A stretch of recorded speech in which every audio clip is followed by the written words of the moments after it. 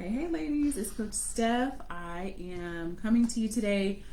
Today's day 4, and I was going to talk about something else, but I realized that inside of my Facebook group, I was supposed to go live today at 7-ish anyway, so I'm just going to merge the two. So, I think I'm not live in my group. Okay, I'm going to have to share this to my group.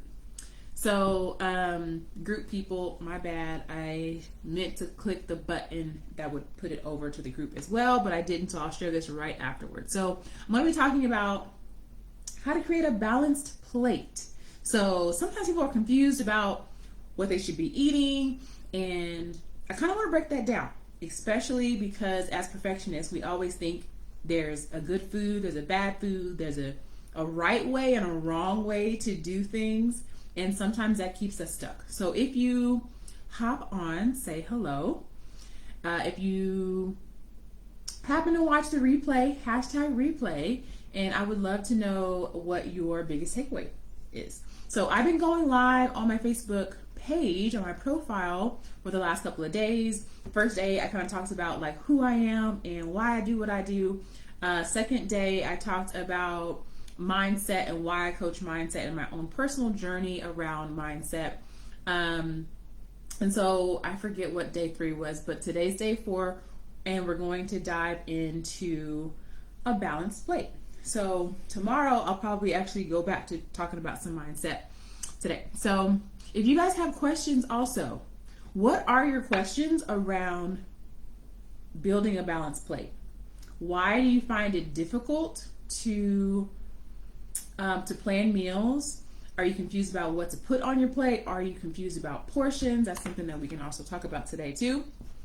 So if you're new here, hey, I am a registered dietitian, personal trainer, and mindset transformation coach. I go live every single week inside of my Facebook group.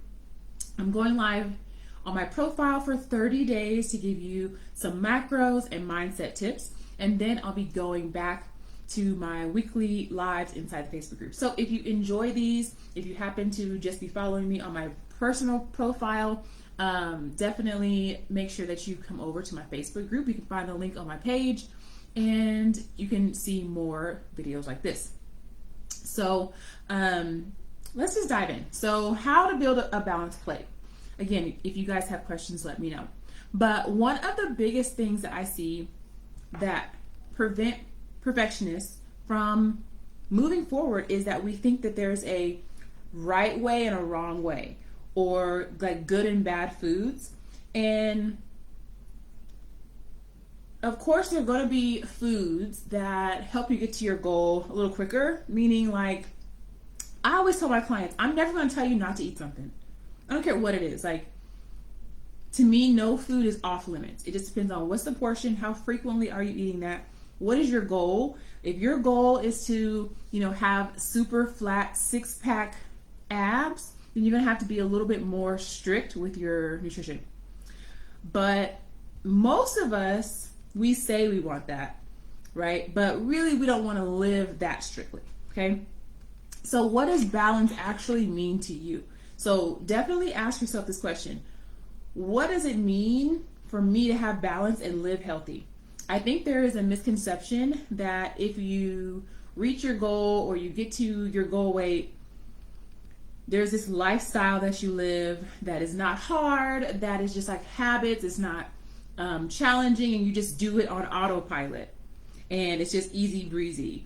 And I think that is such a misconception, because people who achieve their weight goals, people who are super ripped and have the ideal physique, there is still challenging. Like, the journey does not ever get easier, but you will get better at managing your impulses, at being more self-disciplined, at being able to catch your self-sabotage.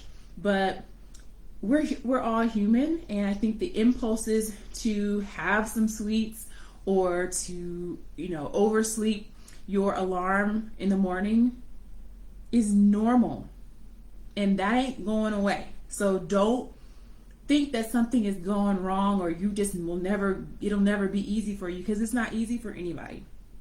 So first, take that off the table. Like, the journey that you're going through to get to your goal right now, It's going to feel the exact same even when you get to your goal. Okay. So a balanced plate. So this is kind of what I teach my clients. I do not approach my program like a program. I don't try to change your, all of your diet, all of your foods, and tell you exactly what to eat. I don't actually tell my clients what to eat at all.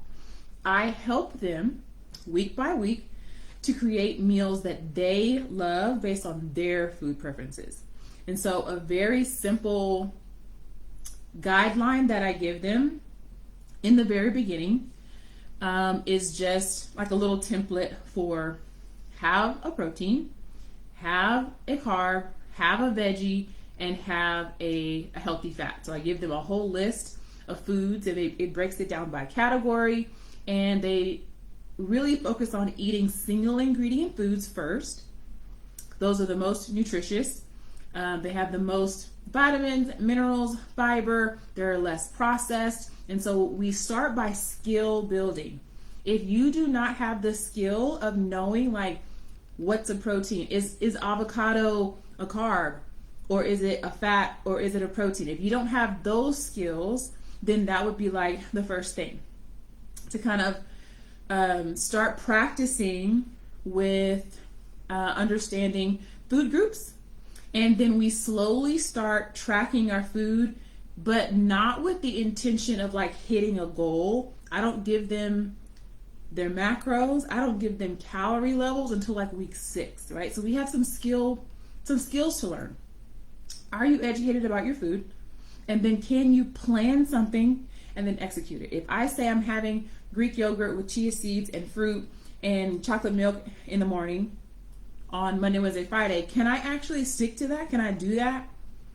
Because if I don't have that skill of like planning and executing, then actually hitting a calorie goal, a macro goal is going to be really overwhelming at first. So if you have been on a diet before in a program, sometimes they like start you week 1 changing everything, and everyone's all excited during week 1, but that fades away.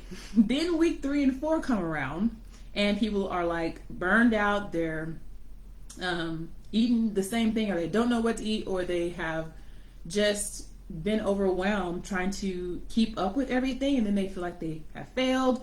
And then we kind of talked about yesterday, sometimes when perfectionists feel like, okay, I'm about to fail, let me quit before I fail. So first, having that knowledge about what's a protein, what's a carb, what is a fat, and how can I make my plate. So literally the first 3 or 4 weeks, we take breakfast, then we break down lunch, then we execute our dinners and snacks, and we actually practice planning, executing our meals, having a protein at every single meal, having a veggie at lunch and dinner and a snack if they want, having healthy fat at every single meal. We actually practice those things first, right? So balance looks like having balanced meals in terms of food groups. So if you sit down and you eat and you have a protein, but then you have like lots of starches on your plate, and again, I'm not saying you can never do that, but being able to understand like, okay, I need some veggies here, or like, where's my fat on my plate?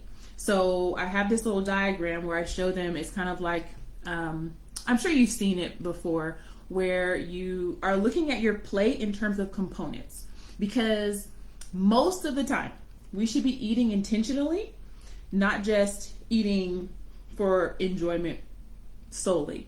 Now, I want your intentional meals to also be very enjoyable. And that's like my tip number 2 is I want you to think about eating on purpose and eating intentionally.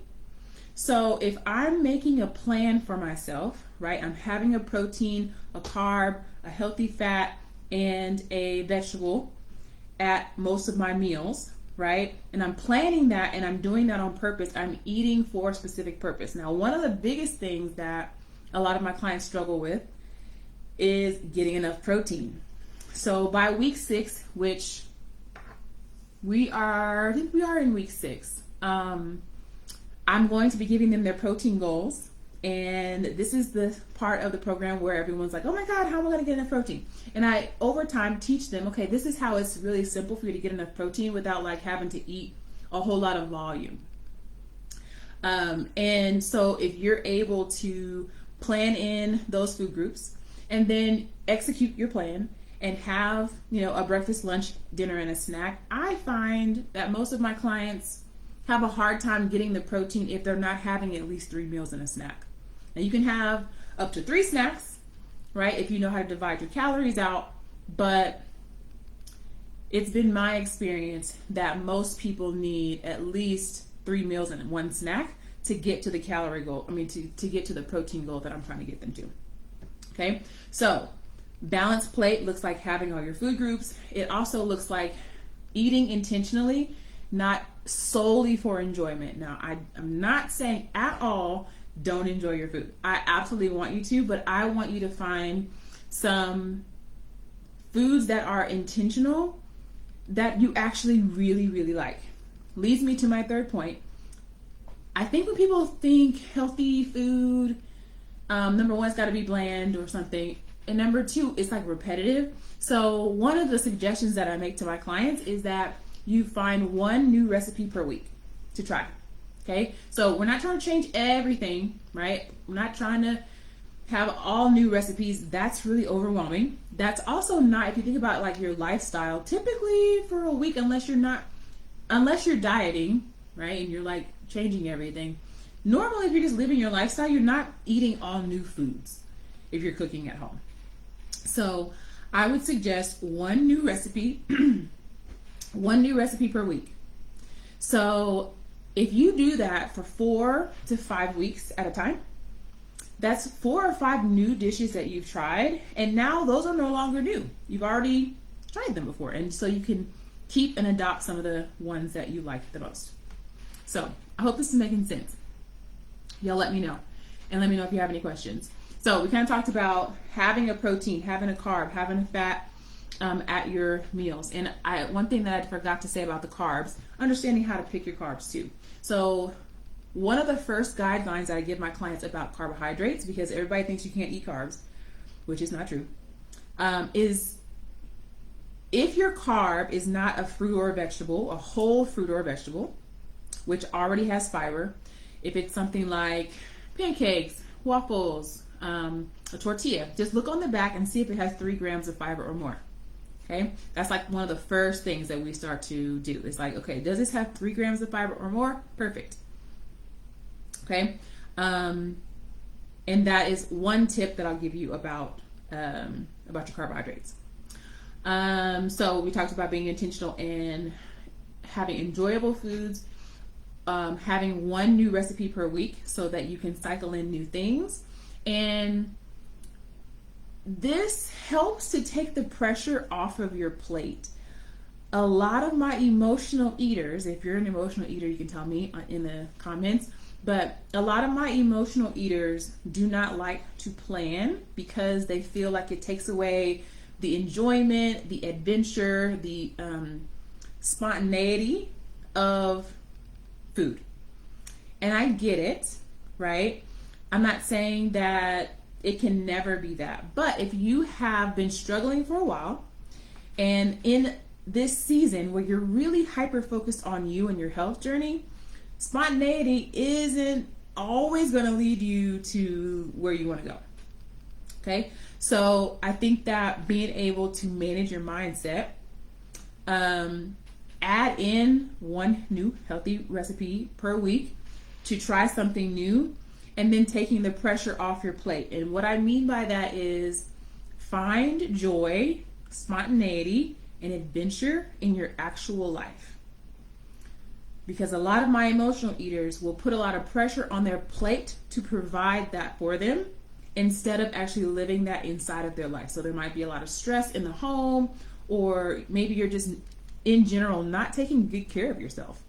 And because of that, you're eating because it feels comforting, but the root of that is setting boundaries, taking care of your mental health, de-stressing, saying no, right? And being able to find that adventure and spontaneity in your life and have an enjoyable life so your food can be enjoyable but also intentional.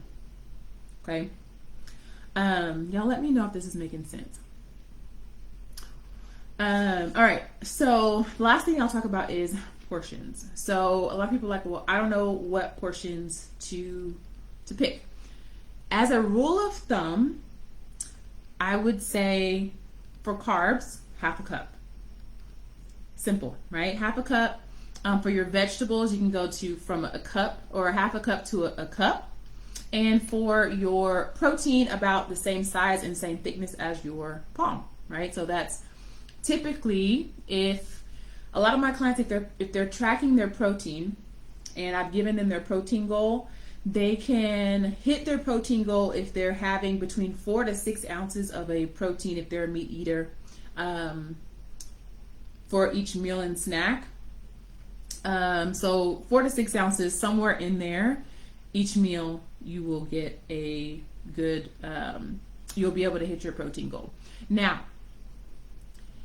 if you're eating hyper processed foods, if you're eating lots of food out, those foods are going to be more caloric. Even if it looks like the same volume as what you would make at home. So food cooked at home, like say you had a burger at home, it's probably going to have a lot less calories than a burger that you would eat out somewhere.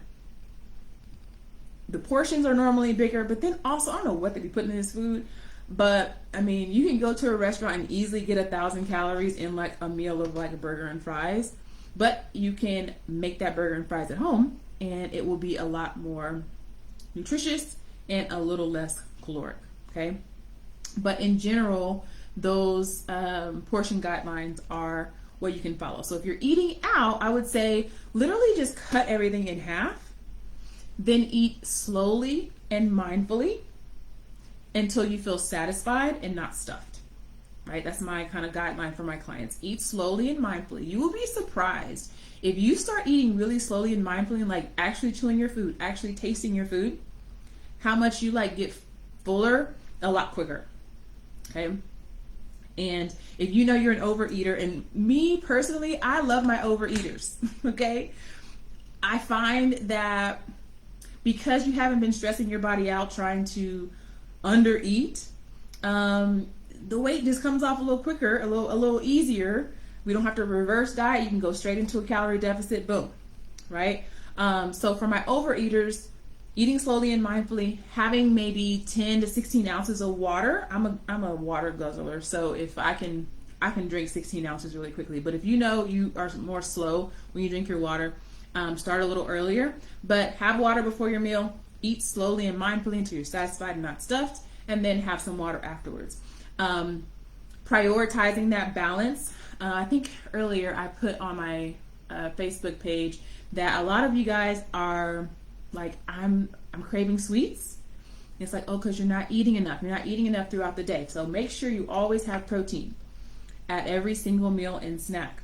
It's the most important macronutrient if you want to lose fat, or if you are trying to build muscle. You want to make sure you're getting in your protein, and it helps you to feel more satisfied with your meals. Okay, so I always think, like, if I'm super hungry, I want some meat. I want something smothered in cheese, like with a side of meat. Like because I know if I eat carbs, think about it. If you eat a cookie, all you're gonna want is another cookie. If you eat a donut, all you're gonna want is another donut. Like if you just have the carb, you have to balance it out with protein, with some healthy fat. This is a good recommendation for anybody, but it's also a good recommendation if you have diabetes or if you have pre-diabetes. Like, you always want to be balancing that plate out so that you're managing your insulin levels and things like that. Okay. All right. I don't see any questions in the chat, but I hope you guys got something out of this. I just wanted to come on really quickly. I'm doing, again, 30 days of coming on live, and then I'll be going back into my Facebook group, going live there weekly. So if you're not already in my Facebook group, definitely get inside the Facebook group.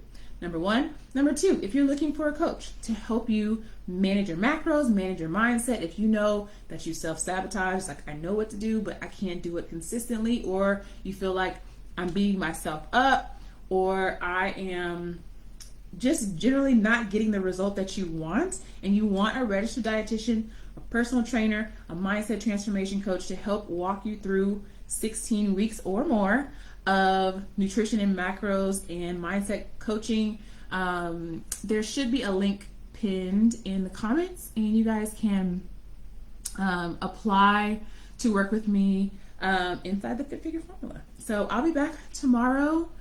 I forget what the topic is, but I'll probably be back a little bit earlier than this. It's like almost 8 o'clock at night here. So have a good one, y'all. See you soon.